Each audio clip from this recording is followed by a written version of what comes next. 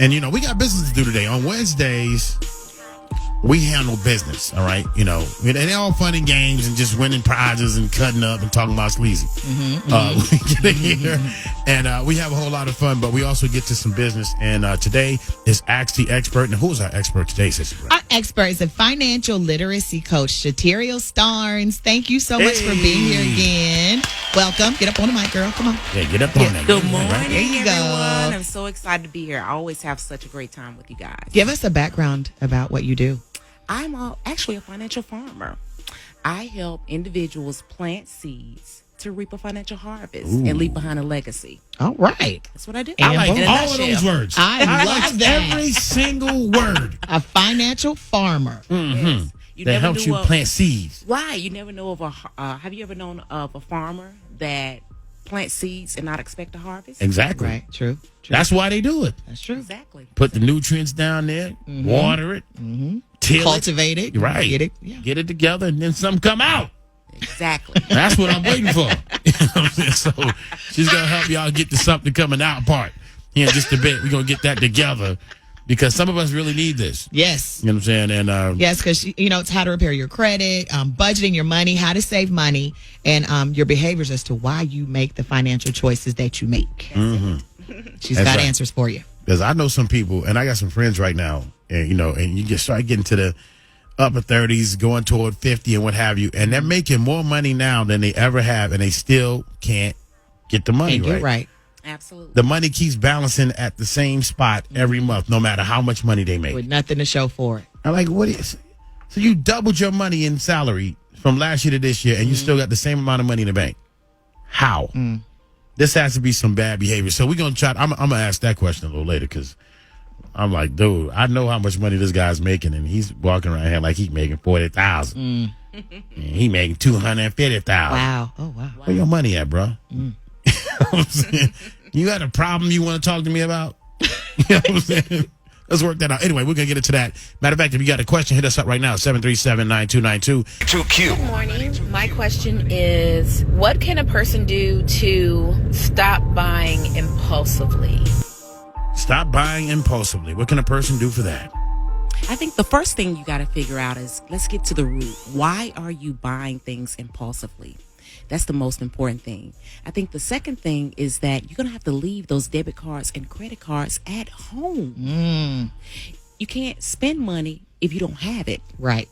So leave those debit cards and credit cards at home. And then also I would suggest that she put herself on like a budget. So as an example, if she's going out to like a Dollar Tree, because you can spend a ton of money there. Oh, yes. You have no idea. He just discovered Dollar Tree. He didn't know that everything was $1 at Dollar Tree. No. So we'll go on. Go But ahead. take about $20 with you. It's something about when money leaves your hand. When you break a 20 or 50, it's gone. Yeah, it sure is. So with the debit card, you're constantly swiping. It's out of sight, out of mind. So leave those debit cards at home. Get to the root of why you're actually spending, because it might be something that ties back to your childhood. All right. Hit us up with your questions. We're here with our financial expert, Ms. Starnes, and we're going to be giving you one of her books.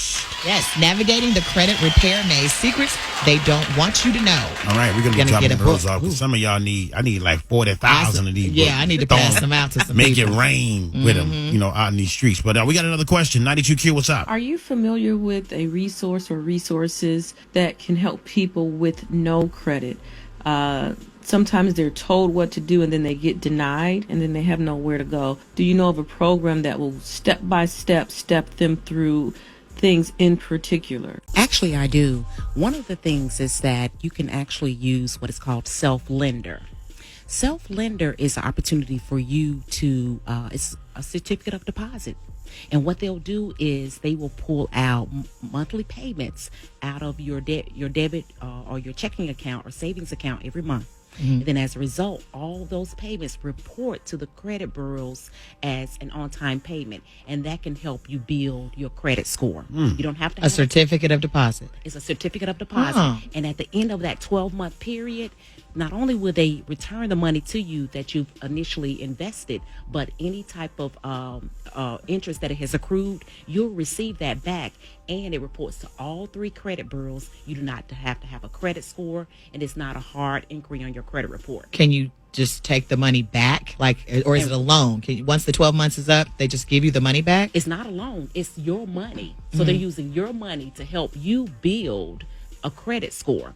It's called selflender.com. Okay. Self-lender. Selflender.com. And it's an .com. awesome way. I recommend it to a lot of my clients. Selflender.com. Selflender.com. See, you looking at free game. And I love that because another thing is that it helps people is that if you have problems with saving, that money is out of sight, out of mind. So you're saving that money. And they have three different levels where you can come in at. The lowest payment you'll pay is about $30 or $40 on up to a little bit more. And they will take that money once again and they save it for you in an online bank account. And it will be returned to you every month. And every month that they pull out that the amount, that will be reported to all three credit bureaus. Wow. Yes. And the second thing is that Experian Boost. I don't know if you guys have heard of that, but Experian has a new product out. And what you'll do is that they take your payments on your cell phone, any utility bills, and they will use that to build your credit report, to your credit score. It's not, even if you miss a payment, it doesn't have a negative impact on you, okay? So anything that you're paying on time, they take that and it ties to your actual checking account or your savings account, whichever one you're paying your bills out of, okay? And every time you're making payments, on-time payments, guess what? It will be reported to Experian Boost to increase your credit score. And the third recommendation that I would suggest is an authorized user. Now, let me tell you a little bit. There's a lot of people misunderstanding, I should say, about an authorized user. So as an example, if Sissy is come to me and say, Shaterial, put me on your credit card as an authorized user. Now keep in mind, it's my credit card, okay? So Sissy is piggybacking in essence off of me.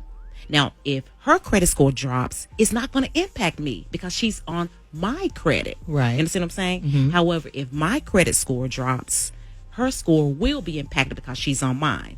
But what you have to do and have to understand as an authorized user is that just don't give that person a credit card.